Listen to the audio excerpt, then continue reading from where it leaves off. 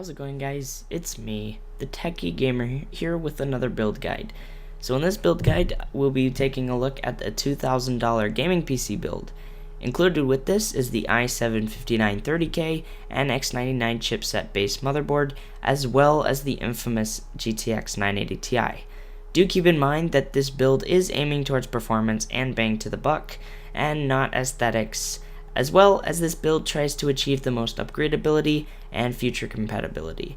Also, keep in mind that the price may vary over time, meaning that the price may be over or under the target budget, and thus why this is a PC part picker link so that you can change anything you don't like. But with that out of the way, guys, let's get into today's build.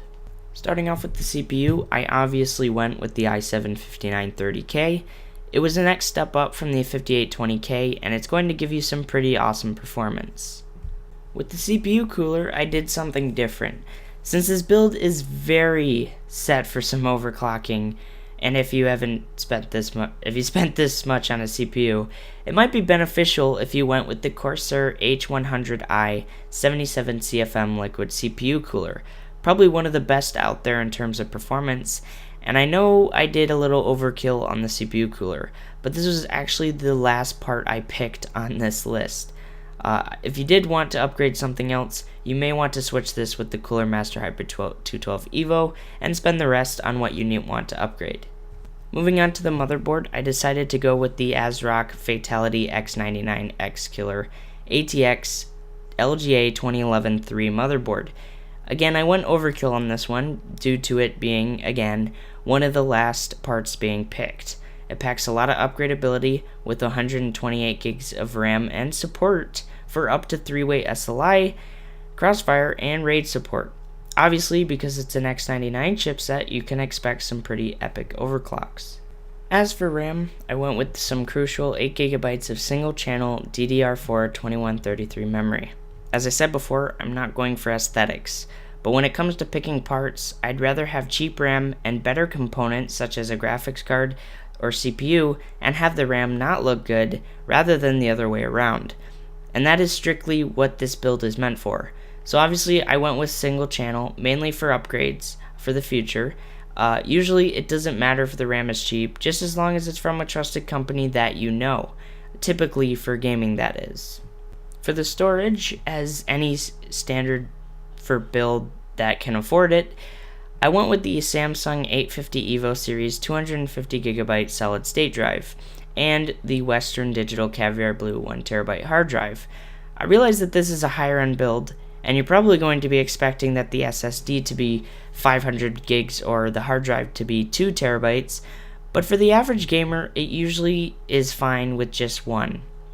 Like I said, these builds are more of a standard than something I can just say, yep, this build's for you, because in reality, everyone has different preferences. So, to save more money for some of the other components, even if you upgrade down the road, 1.25 terabytes of storage will do any.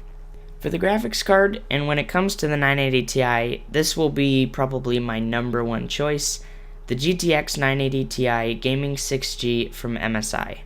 For such a low price for the 980 Ti and almost unbeatable performance and cooling for the range, it's hard to pass up the Gaming 6G. Custom card or not, the GTX 980 Ti is the way to go.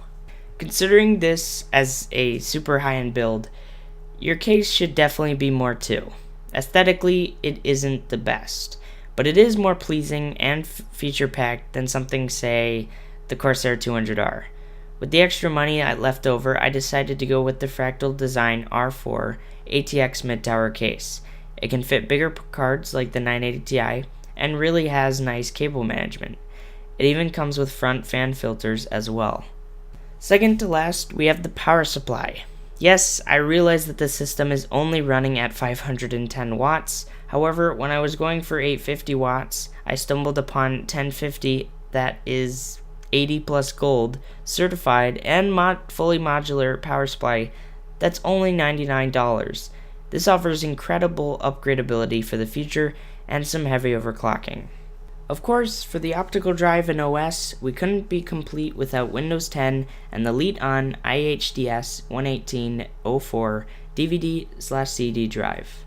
Well, that is about it for this video. Let me know what you think in the comments below, and subscribe and like the video if you enjoyed and or want to see more of these build guides. Just to let you know, guys, I was really rushed to make this video, so that might be why you may disagree with some things on of why I put it. It's just I had to do a school project and I had to do a lot of Christmas decorations and stuff, and I really just didn't have much time to do this video.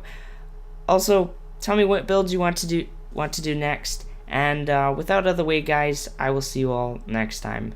Peace.